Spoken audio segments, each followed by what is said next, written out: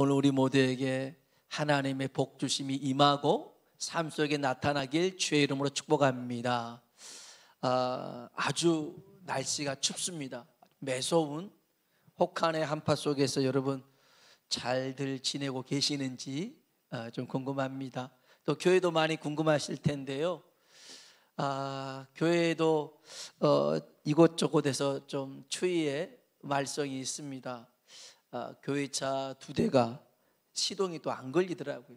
어제 오늘 어제는 시동이 안 걸려서 1시간 만에 와서 시동을 걸어줬고, 오늘은 6시간 만에 와서 시동을 걸어주고, 아무튼 요즘 굉장히 그런 방전되는 것들이 많이 있나 보더라고요. 주방 수도는 터지고 화장실 소변기는 얼어붙고 정말 추위가 대단한 것 같습니다. 추위만 그런 건 아닌 것 같고, 이 코로나의 기세가 한국 교회를 꽁꽁 얼어붙게 만들고 있는 것 같아요. 우리 이제 서울을 비롯한 수도권이 2.5단계가 이제 17일까지 연장됐잖아요. 2.5단계면 비대면 예배가 원칙이고 20명까지 예배를 드릴 수 있는 그런 상황입니다. 어렵죠. 이런 모든 상황이 어렵습니다. 오늘 저 충청북도에서 목회를 하고 있는 후배 목사님한테 전화가 왔더라고요. 그러면서 이제 충청북도에서 공문이 내려왔는데, 거기는 수도권이 아니니 사회적 거리 두기가 2단계란 말이에요. 그러면서도 불구하고 자석수 1000명 되는 교회 15명만 예배를 드려라, 그런 거예요. 그러면서 그 공문을 저한테 보내줬는데 다 얘기해놨어요. 목사, 기도하는 사람, 반주자, 또 노래하는 찬양단 2사람, 헌금 봉사 1사람, 방송에서 5명인데 음향 하나, 영상 하나, 촬영 셋, 촬영 보조 2, 방역 하나, 안내 하나, 이렇게까지 딱 정해서 15명만 예배 드리라는 거예요. 자석수 500명에서 1000명은 10명이네. 또 100명에서 500명은 7명이네. 100명 이하는 목사, 기도자, 반주자, 방송, 안내, 이렇게만 딱 드리라고 했어요. 원래 이러면 안 돼요. 2단계는 대면 예배가 가능해요. 20%까지, 자석수의 20%까지 대면 예배가 가능한데 2단계임에서도 불구하고 2.5단계를 넘어간 3단계 조치를 충청북도에서 하고 있더라고요. 그래서 이제 담당자랑 이런 것들에 대해서 이제 얘기를 하고 조금 이제 하라고 좀 권면을 해줬는데, 이거 보면요, 이건 방역의 차원을 뛰어넘어서 어찌 보면 완전 교회를 탄압하고 이런 모습들이 정말 심심찮게 보여서 이건 너무하다 싶은 생각들이 듭니다. 하여간 오늘 이런 어려운 시대를 살아가고 있는데, 이럴수록 우리는 더욱 교회, 성전 중심으로 우리의 믿음을 굳게 서길 주의 이름으로 축원합니다. 왜 그런 거 아니? 시편 122편 6절에 보니까 예루살렘을 위하여 평안을 구하라. 예루살렘을 사랑하는 자는 형통하리로다 그랬어요. 여기서 예루살렘이 뭐냐면 성전입니다. 예루살렘 성전을 두고 하는 말입니다. 예루살렘 성전을, 교회를 위하여 평안을 구해라. 성전, 예루살렘을 사랑하는 자는, 한번 따라합시다, 형통하리로다. 아멘, 아멘. 우리의 삶에 형통의 비결이 많이 있는데 그 중에 한 가지는 성전을 사랑하는 것입니다. 성전을 사랑하는 것이에요. 다니엘서 6장 10절에 보면 다니엘이 정적들의 음모와 계략에 의해서 그가 공경에 처할 때가 옵니다. 그래서 다리오 외에는 한 달 동안 어떤 신에게도 기도해서도 안 되고 절에서도 안 된다라는 왕의 반장 인장이 찍혀 있는 조서를 다니엘도 알았습니다. 그럼에도 불구하고 다니엘은 해왔던 대로 자기 집에 가서 하루에 3번씩 창문 2층에 올라가서 창문을 열고 기도를 합니다. 근데 그 창문은 어느 창문이었냐면 예루살렘을 향한 창문이었습니다. 그 예루살렘 성전이 있는 그 창문을 향해서 거기서 하루에 3차례씩 기도를 합니다. 분명 그렇게 하면 저 굶주린 사자굴 속에 들어가야 된다라는 그 모든 것을 알면서도 그는 그의 믿음을 굽히지 않습니다. 성전을 사모하는 마음을 굽히지 않습니다. 아니, 한 달 동안만 기도 안 하면 되잖아요. 한 달 동안만 기도할 때 문 닫고 기도하면 되잖아요. 그럼 아무도 모르게 기도 안 한 것처럼. 그런데 다니엘은 그렇게 하지 않았어요. 해왔던 대로 그의 믿음을 가지고 성전을 사모하는 마음을 가지고 그렇게 기도했어요. 물론 그는 사자굴 속에 던져집니다. 하지만 하나님이 이미 사자굴 속에서 다니엘을 기다리고 있다가 다니엘 머리카락 하나 상하지 않도록 붙잡아 주시고 지켜주신 줄로 믿습니다. 오늘 정말 우리의 삶 속에서도 내가 형통하고 잘 되기를 원하고 그런다 한다면 오늘 이 시편 122편에 있는 기자의 고백처럼 또 다니엘의 그런 모습처럼 우리도 하나님께서 함께 하시고 주의 핏값으로 사신 몸된 교회, 우리도 성전이지만 또 주님께서 이렇게 교회의 머리가 되신 분이잖아요. 그러니 주님의 몸된 교회를 우리도 더욱 사랑하며 살아가시길 주님의 이름으로 축복합니다. 그래서 오늘 성전을 사모하는 자인데요, 이 시편 84편은 누가 썼냐면 성경 봐보세요. 이 시편 84편에 표제가 있지요. 그 84편 위에 보면 누구의 시라고 적혀 있습니까? 고라 자손의 시라고 적혀 있습니다.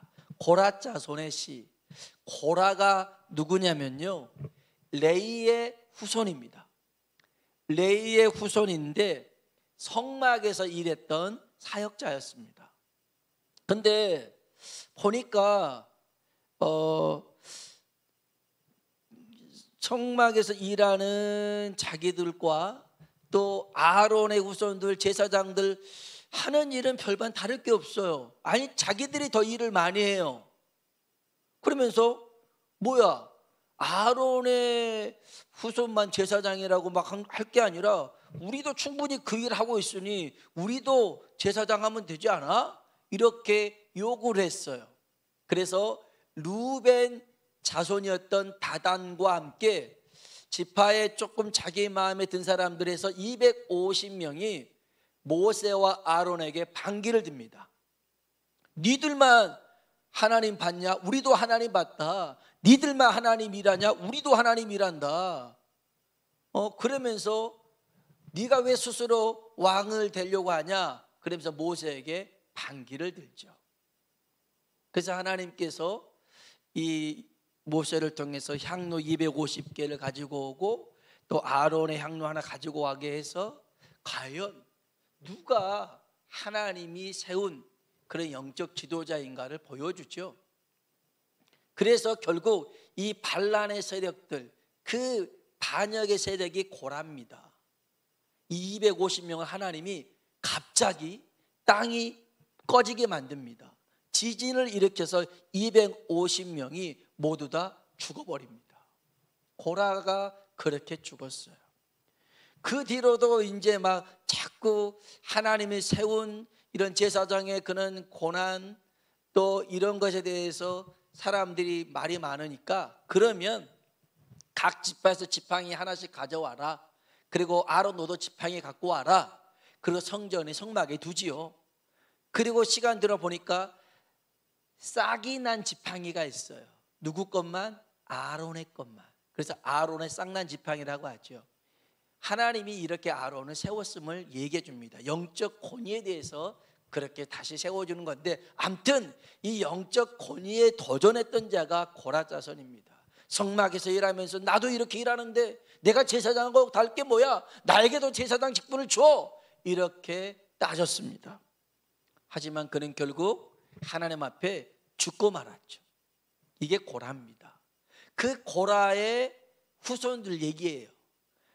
민수기, 이 얘기가 민수기 16장에 나오는데요, 민수기 26장 11절에 보면 그래도 성경에 뭐라고 적히냐면 하나님께서 고라의 아들들은 죽이지 아니하셨더라. 고라만 죽인 거였어요. 그러니까 고라의 아들들은 살았어요. 그런데 생각해 보세요. 자기 아버지가 아무튼 잘못했지만 그래도 그렇게 자기 아버지를 죽여버리면 하나님 앞에 좋은 감정이 들겠어요? 그런 하나님을 또 성전에 가가지고 성막에 가서 일하면서 섬길 수 있겠어요? 별로 그런 마음 안 들 거 아니에요. 오히려 하나님을 등진 채 떠나버릴 수도 있습니다. 그런데 이 고라의 후손들이, 자손들이 오늘 뭐라고 고백하는 줄 아십니까? 우리 한번 볼까요? 시편 84편 1절 2절에 있는 말씀입니다. 84편 1절 2절 읽어봅시다. 만군의 여호와여, 주의 장막이 어찌 그리 사랑스러운지요. 내 영혼이 여호와의 궁정을 사모하여 생각하며 내 마음과 육체가 살아계신 하나님께 부르짖나이다. 아멘, 아멘. 내가 주의 장막, 성막, 성전을 사랑합니다. 그럽니다. 아니, 자기 아버지는 그렇게 일하면서 오히려 반감만 가졌던 사람인데 이 후손들은 글쎄 그 하나님을 사랑하고 그 성막을 사랑하는 것이었습니다. 10절 한번 볼까요? 10절입니다. 읽어보겠습니다. 주의 궁정에서 한 날이 다른 곳에서의 첫날보다 나은즉 악인의 장막에 사는 것보다 내 하나님의 성전 문지기로 있는 것이 좋사오니. 아멘, 아멘. 주의 성막에서 내가 문지기로 있을지라도 나는 성전에 있는 게 너무 좋습니다라는 거예요. 아까도 얘기했지만 어찌 보면 성막에서 일하다가 그 아버지가 그렇게 죽었으니 상처가 될 법하잖아요. 그냥 가업이든 뭐든 다 때려칠 법하잖아요. 그럼에도 불구하고 고라의 신앙이, 그 아버지의 신앙이 잘못됐다라는 것을 알았으니 그 아들들은 정말 하나님 앞에 바른 신앙을 가지고 이렇게 주의 성막에서 봉사하고 성막에서 함께하는 것을 간절히 원했더라는 겁니다. 간절히 원했어요. 그래서 그는 여기 4절에 보면 주의 집에 사는 자들은 복이 있나니 그들이 항상 주를 찬송하리이다. 아멘. 여러분, 하나님 앞에 찬송할 수 있는 게 복이라고 생각하십니까? 하나님 앞에 예배드릴 수 있는 것이 복이라고 생각하십니까? 복이라고 생각되어지길 주의 이름으로 축복합니다. 예배드리는 게 내게 복입니다. 기도하는 게 내게 복입니다. 이게 내게 복의 형통이라고 여겨질 수 있는 믿음이 되어야죠. 이 고라 자손들이 얼마나 믿음이 귀합니까? 그 아버지와 정반대의 길을 가지만, 그렇지만 정말 하나님을 이렇게 사랑하면서 우리에게 도전을 주는 그런 메시지를 던집니다. 어떤 메시지냐면 5절입니다. 5절 같이 한번 읽어보겠습니다. 주께 힘을 얻고 그 마음에 시온의 대로가 있는 자는 복이 있나이다. 아멘. 주께 힘을 얻고 그 마음에 시온의 대로, 시온이 뭡니까? 예루살렘을 얘기합니다. 그 예루살렘을 향한 마음의 대로가 있는 사람, 큰 마음이 있는 사람은 복이 있더라는 것입니다. 오늘 성전을 향한 우리들의 마음도 대로가 되길 주의 이름으로 축복합니다. 이게 어떤 말입니까? 성전을 향해서 순례자의 길을 걷는 사람입니다. 오늘 정말 이 코로나라는 상황이 서로 대면하지 못하는, 언택트하는 이런 시기를 만들었습니다. 그래서 온라인 예배를 드리고 이러다 보니까 점점 우리가 이런 상황에 녹아들어서 교회 굳이 안 가도 되겠네, 또 주일날 아침에 얘들 챙겨가면서 교회 오는 게 불편하잖아요, 귀찮잖아요. 그런데 이렇게 핸드폰만 보고 TV만 틀어도 되니까 자꾸만 편리주의로 갑니다. 그러다 보면요, 이 편하는 것이 다 좋은 것만이 아닙니다. 좋은 것만이 아닙니다. 우리가 지난번에 봤지만 그 하나님의 괴가 나비나답의 집에 있었잖아요. 글쎄, 아비나답의 집에 있어서 거기에 우사와 나답이 있었는데, 글쎄, 우사와 아요죠. 우사가 아요가 있었는데 하나님의 괴를 어깨에 메야 되는데 수레에 싣고 가다가 그 괴가 떨어졌을 때 우사가 손을 댔고 하나님이 그를 죽이셨잖아요. 왜 수레를 끌고 갑니까? 편리하잖아요. 그게 쉽잖아요.